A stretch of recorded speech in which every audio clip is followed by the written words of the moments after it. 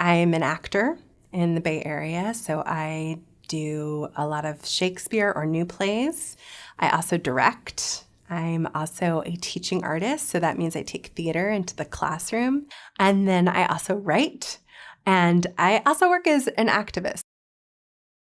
You have to put yourself in someone else's shoes to imagine what it might be like to be the other person that maybe you're having an argument with. When you practice that enough, it's easier to feel connected to them or to accept them. And I think that that's something that all students and adults can use.